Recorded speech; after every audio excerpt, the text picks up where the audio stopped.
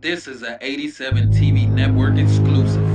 Boy Anthony Peterson, and I'm on the all-new A7 TV network. So please check it out in August. It's coming. So get your popcorn, your chips, whatever, however you like to do what you do when you do. But just make sure you check it out.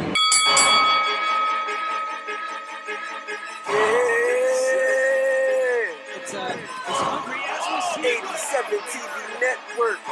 Strap season. Strap season. Yeah. 87 TV network. Strap season. Strap season. Strap season. Strap season. Yeah. Days rap, hard work in the ring beef. Strap Toe to season. toe, blow for blow, trying to find a weakness. Strap season. Counter everything this Bama bring. Bama break. Strap season. Strap season. Strap season. Shoulder roll, body blow. Let them hands go. Strap season. Strap season. Strap season. Always ready. Never stop the grind. This a deadly game. Knocked out. Coming's no surprise. Strap season. Blood, sweat, and tears don't stop even if I'm bleeding. Dogs fight all night, ain't nobody leaving. 2, 3, 4, even 5 beats. Strap season. Strap season.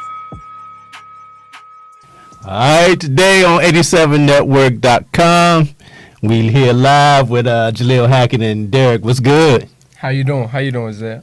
Man, it's all love, man. First of all, I want to thank Greg for inviting me in today.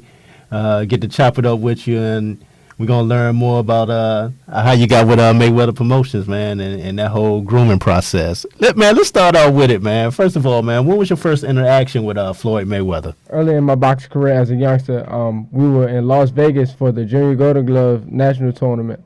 And after the tournament, I got a chance to go to Floyd Mayweather's gym.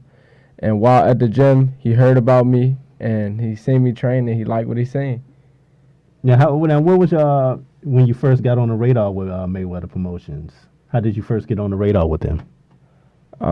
Derek Curry, who's here today, he seen me train, and he loved what he seen as far as like my work ethic and what I did in the ring as a fighter. And he reached out to Leonard for me, and the rest is history. Now, Derek, I got to get you talking about that.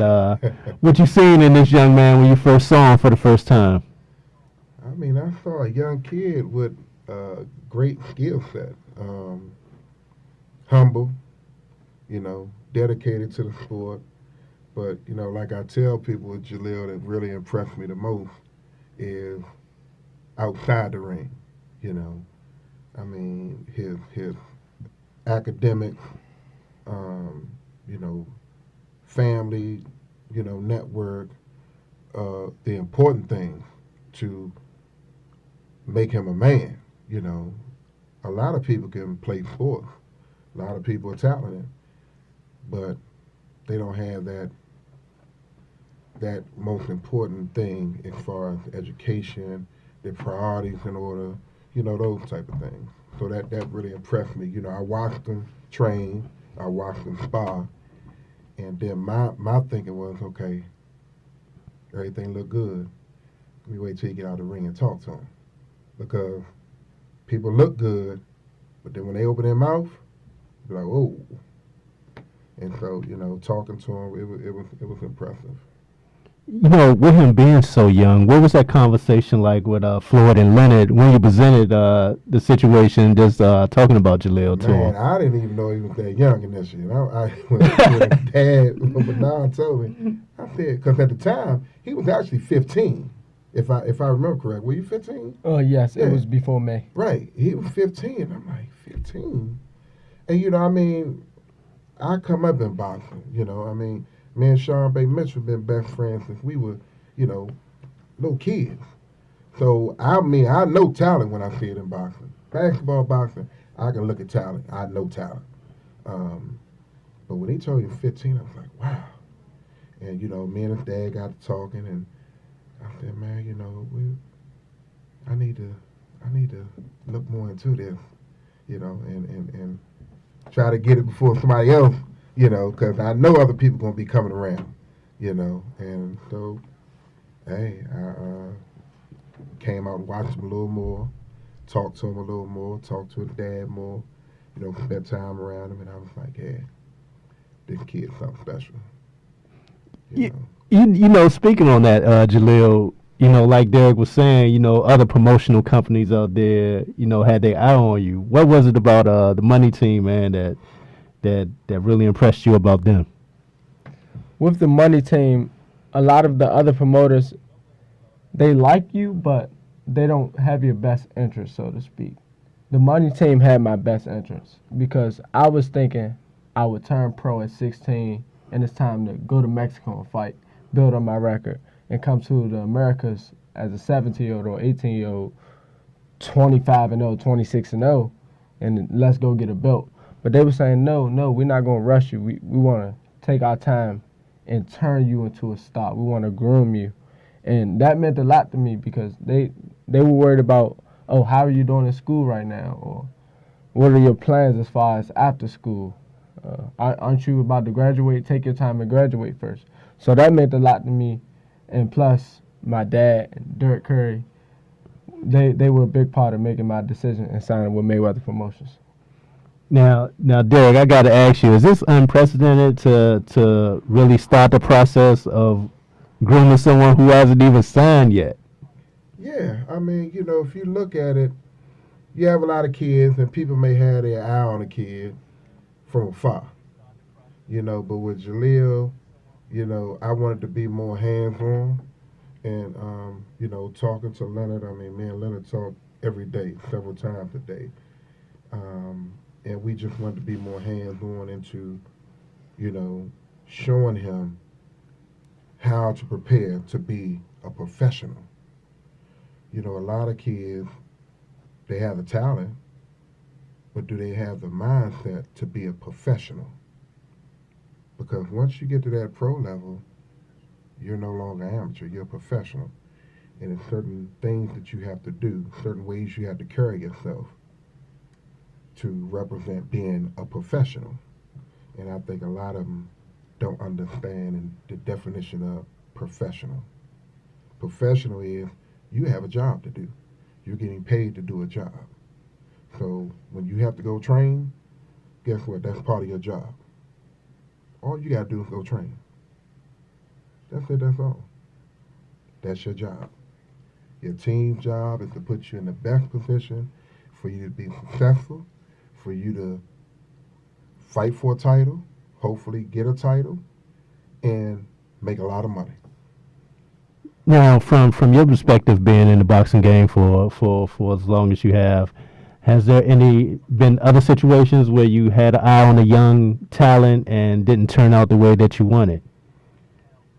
I mean, yeah, you always gonna run into that. I mean, I personally, Jalil is actually the first fighter that I fully 100% put your name behind. Yeah, put my name behind.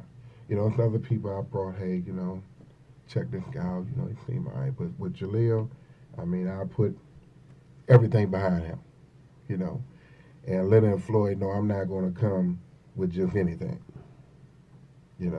When I kept pressing them about Jalil, they was like, okay, DC bringing this kid to us. He keep on every day talking about him. Yeah, we got to check him out. Now, Jalil, I got to ask you, man, with that being said, a lot of the young fighters have managers, per se. What, do you have a manager? So far right now, my dad and Dirk have been my managers because so far in life, my dad has never steered me wrong, and he's guided me to the point where I've won national championships, and I've been out of the country and fought for my country and medaled at these different tournaments. So if he hasn't steered me wrong yet, why go away from it? Mm-hmm. So yeah, that's Dirk and my dad are my managers so far right now. Now, one of the things that you did, Derek, was take him to Chicago. Talk about that experience, taking him to Chicago. What, the good experience of it or the bad one? We'll stick with the good one. No, it was a good experience for him to go, particularly, be able to train, be able to have a media day and meet and greet at Montell Griffin's gym. Montell Griffin is a very respectable fighter. to me, may even be a Hall of Famer. They opened up with welcome, open arms. We had a ball. Jalil had a good time training. Things didn't work out on the other end as far as us going to the fight and that sort of thing. But things happen. But my main thing was for him to get the experience, get the exposure, have people from other areas, meet him, recognize him, and remember his name. And I think we accomplished that. Now, with that being said, Bill, I gotta ask, man, going back to the summer, when I first met Jalil at Tank's pro debut, the Mondama Mall, not pro debut, but his heavyweight fight there in front of his home crowd in Baltimore. How did that link up with Jalil winding up being one of Tank's sparring partners? Man, it just all fell together. It all made sense. I brought Jalil down there, introduced him to Calvin and them, and, they saw the hype that was going on, and they knew that me and Leonard stabbed him, and so they was like, hey, bring him down. So me and Leonard was like, look, we need to get him down in the camp with Tank. Because at the time, Tank didn't have too many sparring partners, really. One camp, I can't remember what fight it was. Shit, Tank sent everybody to the hospital. He either broke their nose, I know a couple, he broke their jaw. There wasn't nobody left, So when Jalil went down there, he did his thing, and Tank respected him because Jalil ain't back down from him. Jalil pressed him. He's like, I'm here to do a job. He did good. He did very good. For them to call him back and say, hey, and Tank even said, man, I want him back. He's my number one guy. And for Tank to say that, that's a lot. That means a lot. It's a lot. I gotta ask you, first time around, Tank, maybe we had talked about when you had got that cut. Yeah. And then after that, man, it was like you really just held your own after that, man, and just really did your thing in camp. And like Derek said, Tank was like, look, bring him back. Yeah. What was that experience like for you? The first camp, right? The first camp. So the first camp, it was all about, I feel, in my opinion, it was all about proving myself because this is a world championship camp. And I was just turning 16. I'm going into this camp like, man, oof, I don't know. But after the first day of sparring, I'm like, man, I got to dog out. I just got to dog out, keep working because one bad day and they could be like, let's send this kid home. He's not ready for this. Just a lot of hype. So I went in there with the mindset of, I'm going to do whatever I got to do. Whatever I got to push him around, I got to get rough, whatever I got to do to be like solidified in this camp, and I did so. After that camp, did Tank have any words of advice for you after the camp? And he said, "Keep being me." As simple as that. That's how he put it. He said, "Your bully mindset in the ring, just keep that up because in the pros, a lot of these guys talk a good game. They seem real tough outside the ring, but you get in the ring with them. Not a lot of them. They can't stand under what you put them through." Now, what was it like the second time around the camp? Second time around, everybody was a little less. They was a little less like tense. Everybody was a little more calm, a little more joking. I ain't gonna say the sparring was no easier because we were still in there bumping, but you can. I don't really know how to describe the second camp. The second camp was it was a regular camp. Mm-hmm. Yeah. So in other words, you got your feet wet the first time around, so you came back a lot more comfortable. Yeah.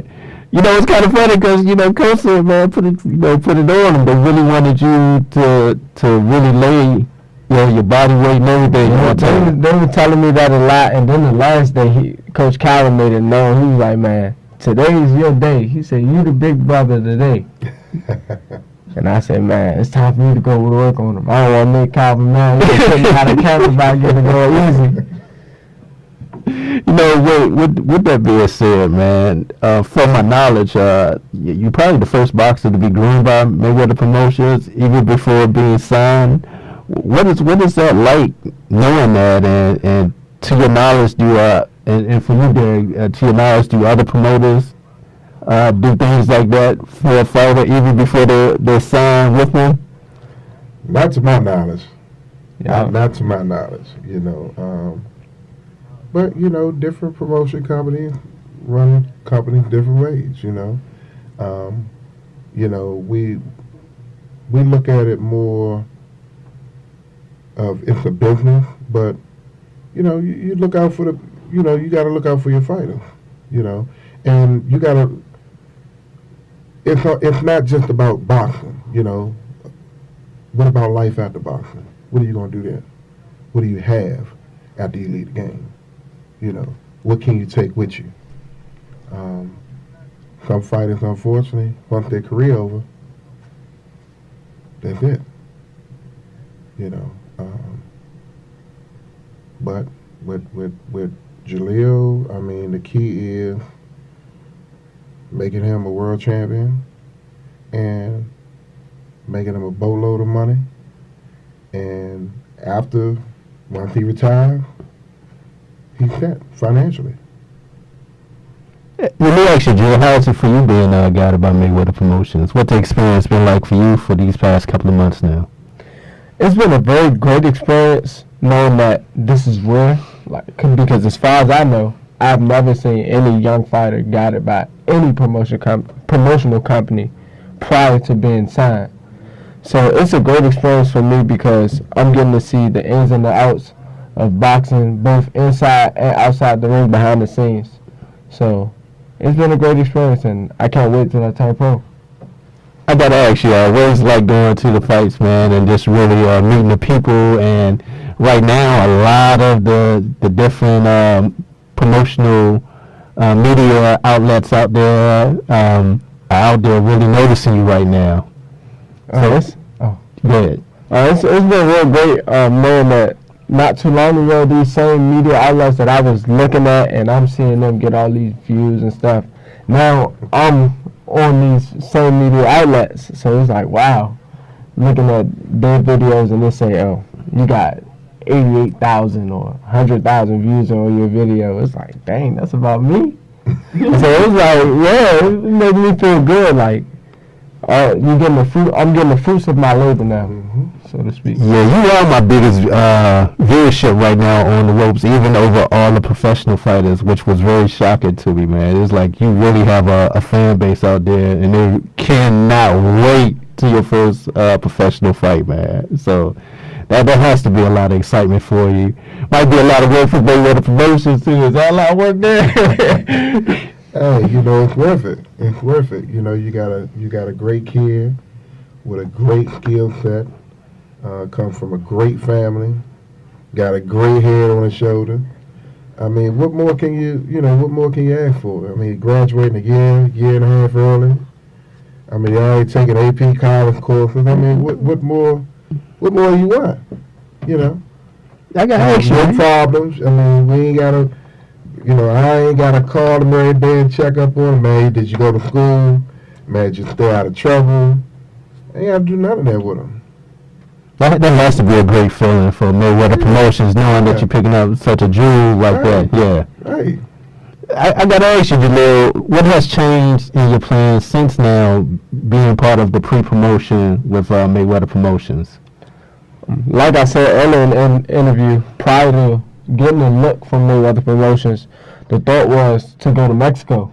You know, you see a lot of young fighters nowadays going to Mexico to build up their records, and then they come back to the Americans when they're older, in about 19 to 20, and they look to sign with a promotional company there.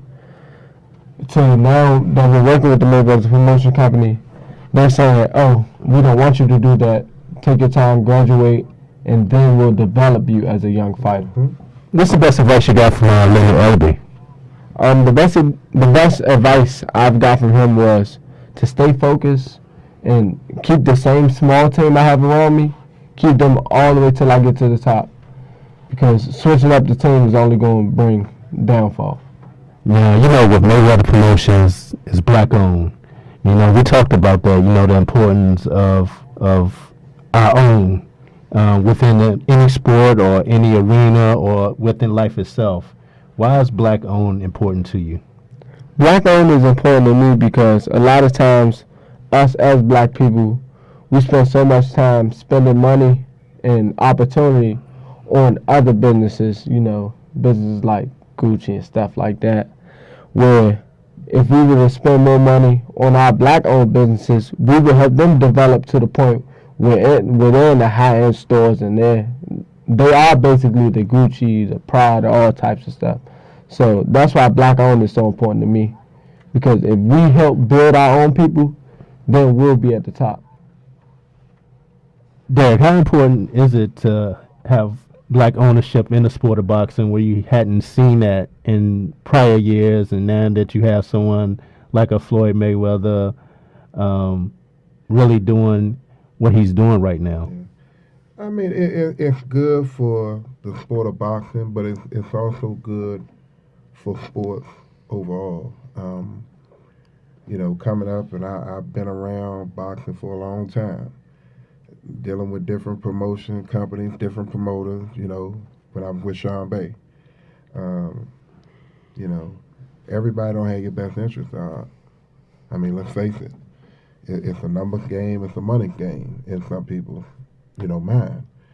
But, with Mayweather Promotions, I mean, you won't never hear anybody state facts and talk bad about Mayweather Promotions. You just won't. I mean, all the fighters have had ample opportunities to make a lot of money, to fight for world championships, and if they fail doing that, it's been on them. I had a chance to interview Leonard Ellerby over at Upton, and he talked about the great relationship that he has with Al Heyman and the mentorship that he gets from him. Oh yeah.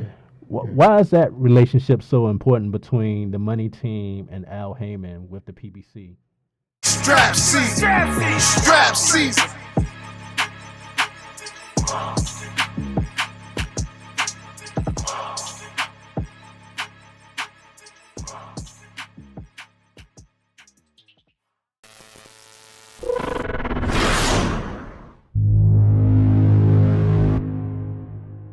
This is a 87 TV network exclusive.